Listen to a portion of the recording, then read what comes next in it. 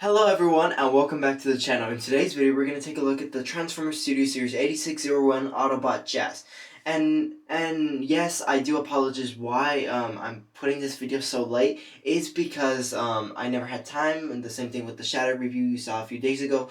And I never had time until now, so right now I'm barely doing the 86 Jazz review. I got this figure around around early June, so I didn't get a chance to do a review of this figure, but now I get a chance to do the review. So enough about me rambling on about this. First off, we're gonna take a look at Jazz. We're gonna take a look at some of the accessories, some of the paint applications, take a look at the box, backdrop comparisons, transform him obviously, and then do some vehicle size comparisons, and then finally just give me my final thoughts. So without further ado, let me bring Jazz in for a closer look.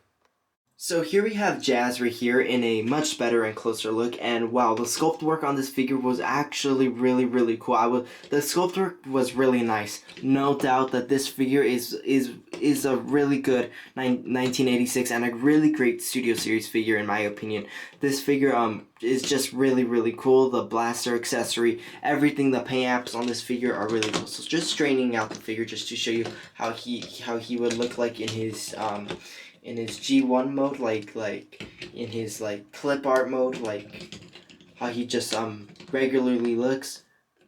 I think that Jazz right here this figure just captures exactly how he looks like from the 1980s cartoon, and I think this figure looks really cool.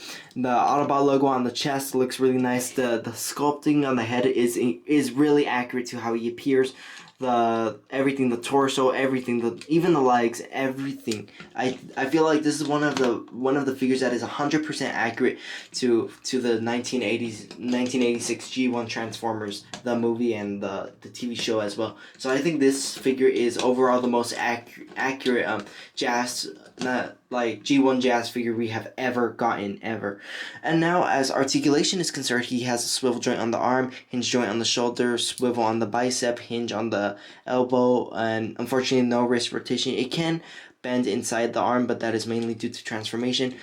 He has a hinge joint on the leg, swivel on the thigh, two hinge joints right here on the leg, but that is for transformation, we can see, and a hinge joint right here, or an ankle rocker joint or whatever on the foot, so we can see that he has a really great range of motion. And then right here he has a swivel joint on the waist, so we can see that he has a really nice range of motion right there. So overall, this Jazz figure is overall really well articulated. So without further ado, let's bring in some other G1 Autobots, or the entire wave of the Transformers Studio Series 86 for a size comparison.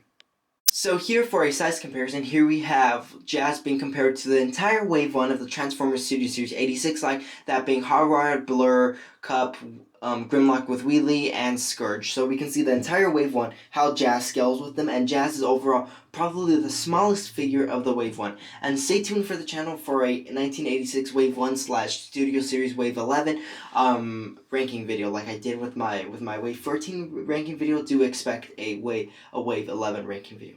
So overall, the size of Jazz, I think it's accurate to the G1 cartoon. Other G1 characters, I feel like he is accurate. I think this is one of the most accurate Jazz figures we can ever get. So now with that being said, let's take a look at the box and backdrop, and then after that we can transform Jazz. So overall, looking at the box, this is a really nice and decent box art. I'm just gonna move Jazz to the side for now. Taking a look at the box art, the CGI looks great. We can see the backdrop right here where Unicron eats Moonbase 1, and we can have Jazz in there, posing in there, and I'll show you later. 8601 Studio Series, we could see a nice picture of Jazz. However, the CGI shows him smiling, and the actual figure just shows him with a plain face. Although I think it's okay with the plain face, but I would have preferred probably another head sculpt you could attach on that has a smiley face or something. That would have been really cool, but oh well. On the back side of the box, he transforms in 20 steps from robot to a kind of a Porsche mode. In the 1980s cartoon, I believe he was a Porsche, but due to copyright issues, it's not super accurate, but I feel like this is just accurate.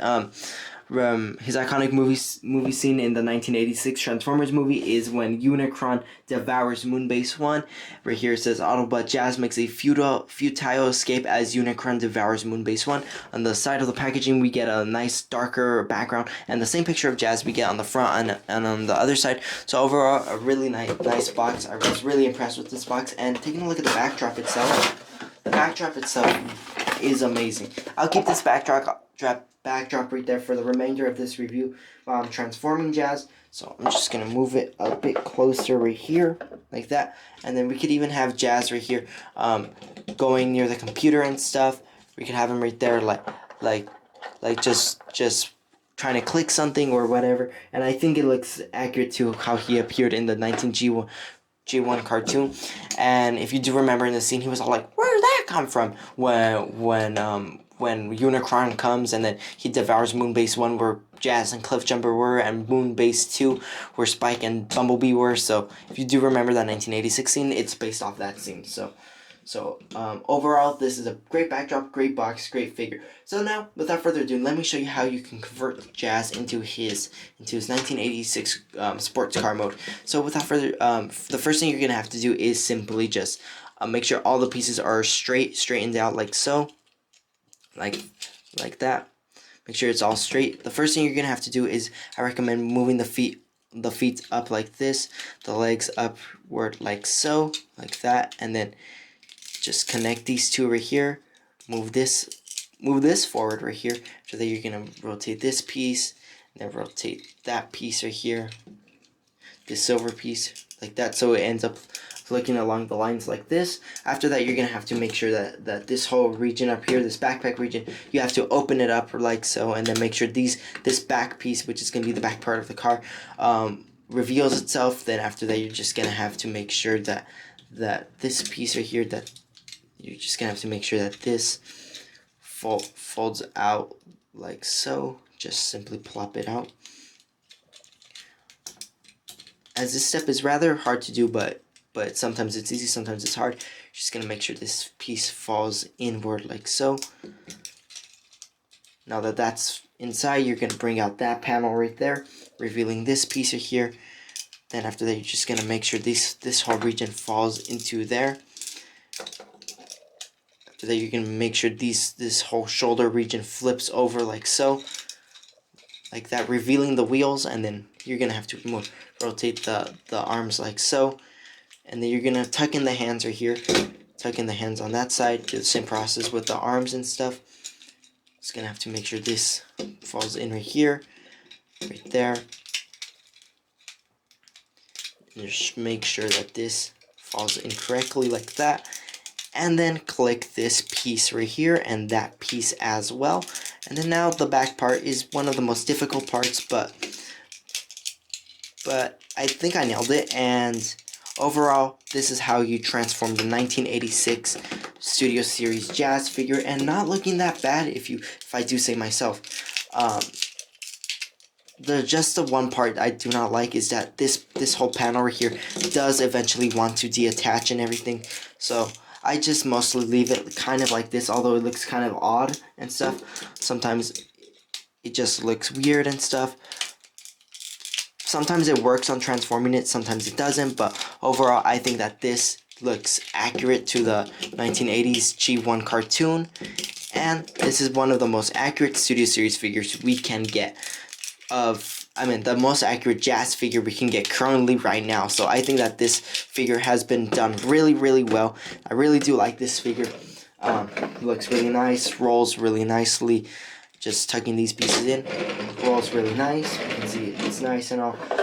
Now for the blaster accessory, there are two ways you could put this, as there are ports on the side of the gun that allow you to put it like this. I think that this looks nice and all, so just from certain angles it looks nice, but preferably I'd keep it like this, and this looks way much better, and it just looks so much better than before. It looks like it actually came out of the top of the car, and this actually does look more G1 accurate.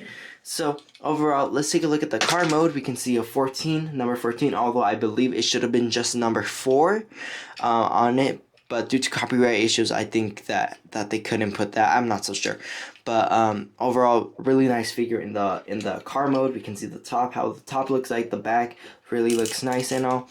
The bottom looks nice. Everything is tucked in nicely on the bottom. Everything is pegged in.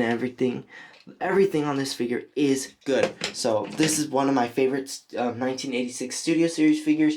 One of the best ones. But I'll just give you a spoiler for the next video. He does not make it to the top, to the first ones in the 1986 ranking video. So I'll just give you that little spoiler in my next video. So that's a transformation of the Transformers Studio Series 86 Jazz. Now I will give you my final thoughts of this figure.